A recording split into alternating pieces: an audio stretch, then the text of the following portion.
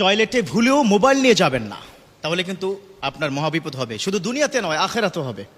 টয়লেটে ভুলেও মোবাইল নিয়ে প্রবেশ করবেন না। আপনারা অনেকেই বর্তমান সময় ফ্যাশন, মাশাআল্লাহ, মানে মোবাইলকে স্ত্রীর চাইতেও বেশি প্রাধান্য দিচ্ছেন, ঠিক কিনা? বিশেষ করে ইয়াং জেনারেশন, প্রয়োজনে জীবন দিয়ে ফেলবো কিন্তু মোবাইল লাগবে আমার, আছে না নাই? সমাজে প্রবলেমটা কিন্তু আছে। মোবাইল বর্তমান সময় খুবই প্রয়োজনীয়। It's the most important part of your life. It's the most important device. আপনি ইউটিলাইজ করবেন, নো প্রবলেম, এটা নিয়ে I have no objection about this matter. But objection হচ্ছে এই মোবাইল ইউজ করার ক্ষেত্রে, কখন, কোথায়, কিভাবে আমরা ইউজ করব।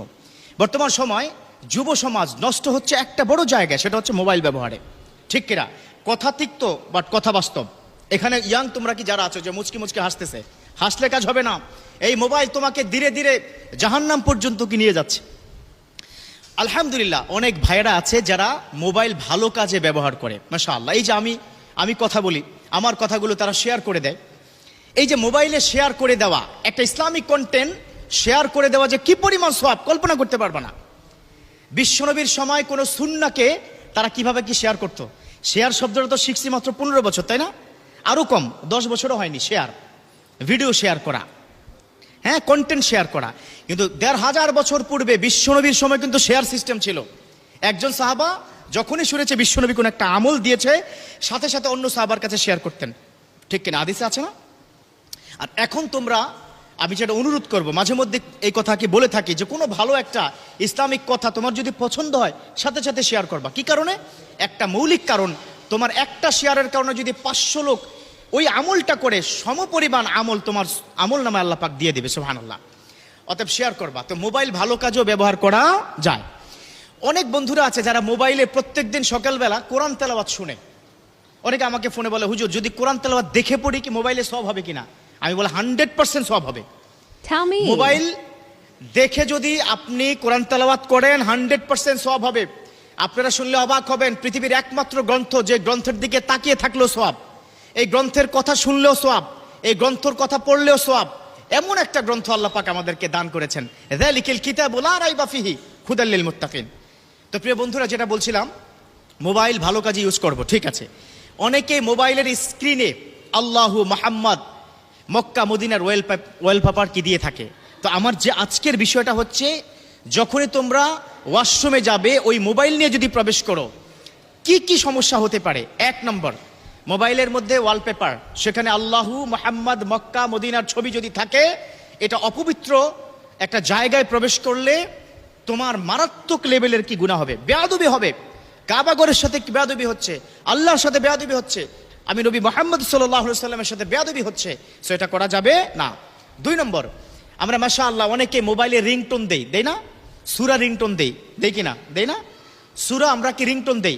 তুমি ধরো টয়লেটে ঢুকলা, টয়লেটের কাজ তুমি করছো, হঠাৎ করে তোমার ফোন মানে কি বেজে আসলো, ইয়াসিন ওয়াল কুরআনিল হাকিম ইন্নাকা লামিনাল মুরসালিন আলা সিরাতিম মুস্তাকিম। কোথায় হলো? টয়লেটের মধ্যে হলো না? টয়লেটের মধ্যে সূরা যদি তেলাওয়াত করা হয়, তোমার প্রতি আল্লাহর গজব পড়ে যাবে। একটা পবিত্র অপবিত্র জায়গায় সবচেয়ে পবিত্র বিষয়টা হচ্ছে। So be careful, listen to me, young generation, তোমাদেরকে বলছে, এই ছেলে তোমরা কি কথা বলো কেন? একটু মনোযোগ দিয়ে শোনো। এই যে টয়লেটে ঢুকে যখন সূরাটা তোমার রিংটোন হবে, আল্লাহ বেজার হয়ে যাবে, অথচ যেই সূরা শুনলে আল্লাহ পাক খুশি হয়ে যেত। খেয়াল করেছো?